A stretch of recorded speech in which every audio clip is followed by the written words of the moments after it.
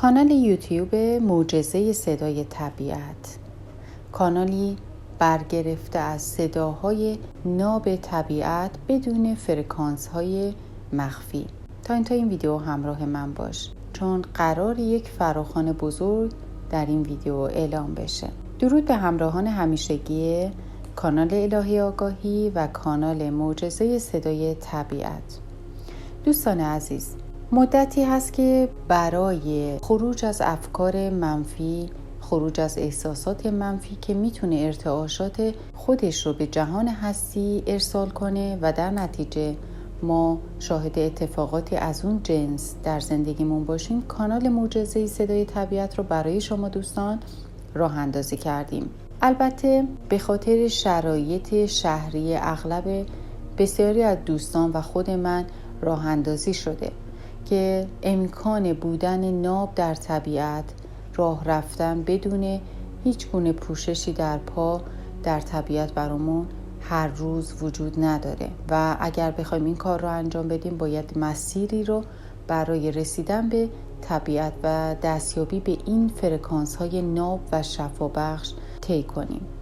در نتیجه میتونیم هر زمانی که احساس میکنیم نیاز داریم تخلیه انرژی منفی انجام بدیم، مدتی کوتاهی رو با این کانال همراه بشیم، یکی از این فرکانس ها رو پخش کنیم، خودمون رو در محیطی که اون صدا میتونه وجود داشته باشه حس کنیم، تمام حواسمون رو متوجه اون صدا کنیم.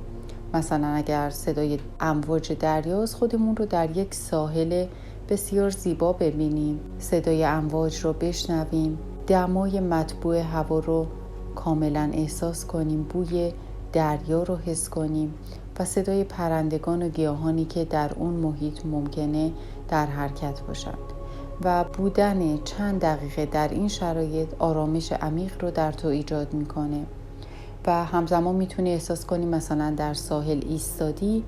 و پا برهنه داری قدم میزنی یا ایستادی و از طریق کف پات انرژی های منفی به زمین تخلیه میشه. این کار همون کاری رو برای تو میتونه انجام بده که تو وقتی که وارد طبیعت میشی به صورت واقعی میتونه برای تو انجام بده طبیعت. فقط موردی که وجود داره به واسطه الگوریتم یوتیوب گاهی دستیابی به فیلم های خیلی ناب که بتونه بدون هیچ گونه آثاری از بشر باشه که اون حس واقعی طبیعت رو به ما ارسال کنه رو نداریم و خب این تصاویر توسط افراد دیگه تهیه شده که در سایت های مختلف هست و در کانال یوتیوب کپی رایت میخوره. وجود این کپی رایت ها باعث مسدود شدن کانال میشه. اینجا قراره از دوستانی که در طبیعت زندگی میکنن یا نزدیک طبیعت هستن یا طبیعتگرد هستن و تایم بیشتری رو زمان دارن که در طبیعت سپری کنن درخواستی داشته باشم. اینکه اگر که امکان داره براتون از هر محیط طبیعی بدون اینکه چه صدایی اونجا هست به مدت حداقل 2 تا 5 دقیقه اگر با دوربین ثابت میتونید فیلم برداری کنید از یک صحنه رودخونه هست، جنگل هست، پرنده خاصی هست، هر چیزی که هست، دریاست،